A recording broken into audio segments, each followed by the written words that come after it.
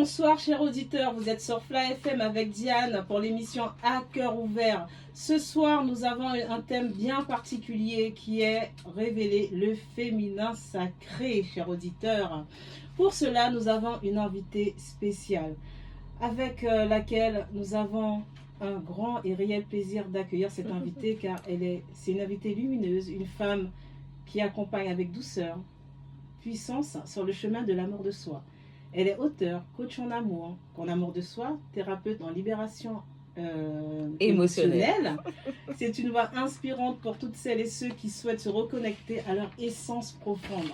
Donc ensemble, chers auditeurs, nous allons discuter sur un thème profondément transformateur qui est le féminin sacré.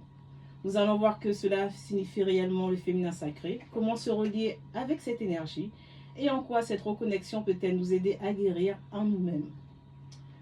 Merci d'être là. Merci beaucoup, Rétienne. Alison Vincent. Je suis ravie de t'accueillir sur les studios de Fly FM. Eh ben, enchantée de faire partie de ce moment de qualité ce soir. Dis-moi, Alison, comment vas-tu? Je vais très bien, en pleine forme. C'est génial. En ce jeudi, son lundi du mois, comment a commencé ta journée? Eh ben, elle a commencé sur les chapeaux de roue, beaucoup de projets en préparation. D'actions à venir également sur la période de mai et de juin. Donc, on a hâte d'en dire un peu plus. Très bien. Alison, le sujet du jour de ce soir est le féminin sacré. C'est un sujet qu'on entend parler. Oui. On comprend souvent à travers des filtres. Certaines personnes pensent que c'est un peu mystique. Alors ce soir, nous allons prendre un instant pour revenir à l'essence de ce que signifie exactement le féminin sacré. Mais juste avant de vraiment de plonger dans la conversation, je vais juste poser quelques mots sur ce qu'on entend par féminin sacré. En tous les cas, d'après Google et d'après un auteur.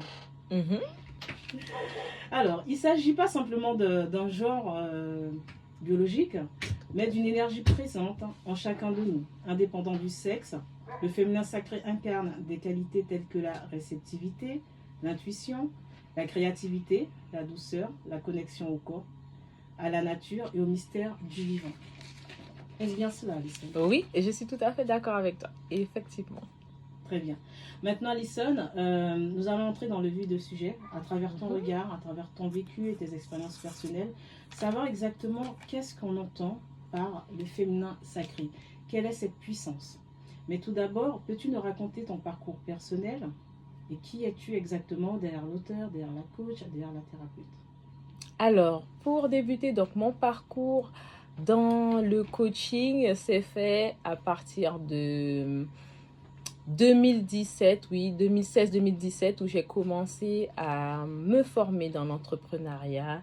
Et après avoir, par mes compétences linguistiques, découvert le monde du coaching anglophone, je me suis penchée un peu plus sur la partie amour de soi et confiance en soi par rapport à une expérience personnelle que j'ai vécue dans ma vie privée qui m'a demandé effectivement de reconstruire mes bases, de refonder mes bases en tant que femme et aussi en tant que mère pour me permettre de m'équilibrer, de m'épanouir sereinement sur tous mes piliers de vie. Et effectivement, la part féminine a été vraiment un élément, un atout clé pour me permettre de faire cet épanouissement, d'avoir cet épanouissement au quotidien et de pouvoir garder cet équilibre. Parce que oui, la vie d'une femme, c'est être dans un équilibre, pas d'être dans la perfection avec sa part féminine, mais aussi sa part masculine. Et j'en parlerai un peu plus tout à l'heure. D'accord, très bien. Donc à l'instant, j'ai donné une petite définition du féminin sacré, oui, selon ce que j'ai pu lire. Oui. Mais peux-tu vraiment nous détailler profondément ce que c'est que le féminin sacré et pourquoi guérit-elle surtout? Effectivement. Alors, c'est vrai que déjà, il faut mettre en avant deux éléments. Avant d'atteindre cette partie féminin sacré, ça demande d'avoir une certaine connaissance de soi. Donc, vraiment d'aller chercher dans les profondeurs de son identité personnelle, pas juste l'identité qu'on a eue par le biais de nos parents ou de notre famille ou de notre éducation.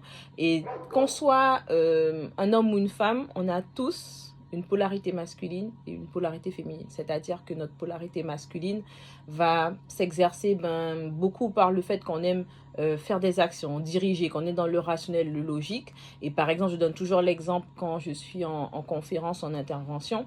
Pour nous qui sommes des mamans, nous, ça va être beaucoup dans le fait qu'on aime que les choses soient cadrées, équilibrées et qu'au niveau de notre foyer, ils puissent suivre cette structure. Donc, c'est vraiment là qu'on va voir notre polarité masculine s'exercer en tant que femme.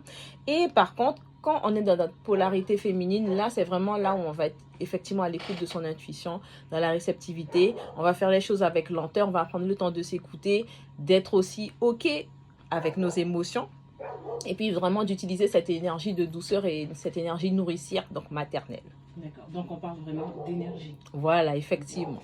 Est-ce qu'on parle aussi de yang, de yin? Et effectivement, oui, effectivement, ça fait partie. Alors, petit rappel, le yang va beaucoup représenter l'homme, parce que dans ceux qui connaissent le signe du yin et du yang, le yang représente beaucoup l'homme. L'homme est plutôt dirigé par le soleil, donc la chaleur, et comme je le disais, tout ce qui est le côté directif, qui aime entreprendre, qui aime montrer qu'il a la capacité de s'occuper de sa femme, son foyer et tout.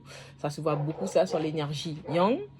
Donc on est dans le faire, alors que dans le yin, on est dans l'être. Donc qui correspond à la partie de la lune, puisque la plupart des femmes sont très connectées à la lune. D'accord. Le côté aussi très réceptif, au côté des intuitions, sensible aux énergies qui sont aux alentours, sensible aussi aux émotions. Donc aussi pour les personnes qui sont empathiques aussi, ça va, on va dire, vibrer beaucoup. Et puis, on va dire aussi que c'est, entre guillemets, l'énergie froide, le yin. Voilà, donc c'est l'équilibre des deux qui permet qu'il y ait cette corrélation, cette combinaison, cette union, cette symbiose. Et le féminin sacré, du coup, c'est une énergie, mais c'est une énergie qui lie les deux? C'est une énergie qui est en plus. Donc, tu atteins, je vais dire, une nouvelle étape dans ta façon de ressentir les choses, dans ta façon de t'épanouir, dans ta personnalité, dans comment tu vibres avec les gens, comment tu as tes interactions avec les autres, comment toi tu franchis des barrières, que tu franchis des étapes au niveau de ce qui te construit, de ce que tu acceptes, de ce que tu n'acceptes plus, de ce que tu ne veux plus accepter encore, qui te bloque. Et c'est vraiment une élévation, mais je dirais personnelle. Voilà. C'est pas par les aspects extérieurs ou esthétiques que tu sens que tu es aligné à toi. C'est vraiment à l'intérieur. Est-ce que tu es OK avec toi? Est-ce que tu es en sérénité? Tu es en paix avec toi-même, avec tes idéaux, tes valeurs, ce que tu projettes aux autres, ce que tu diffuses aux autres aussi comme énergie et les interactions intrapersonnelles et interpersonnelles que tu as avec les autres. Tout ça fait partie de ta construction et de la vibration de ta féminité. D'accord.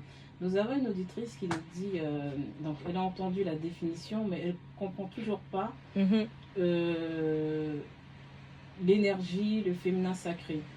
Donc, je ne sais pas, est-ce que tu pourrais l'expliquer sur un autre terme, peut-être? Alors, le féminin sacré, donc pour l'expliquer pour l'auditrice avec d'autres mots, ça va être dans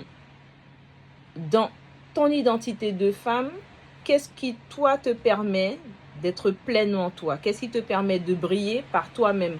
Pas par rapport à tes diplômes ou tes connaissances ou ce que tu as fait pour réussir. C'est vraiment toi. Quels sont tous les atouts, le potentiel que tu as en toi, ton charisme, ton aura qui se dégage, que tu mets en fait.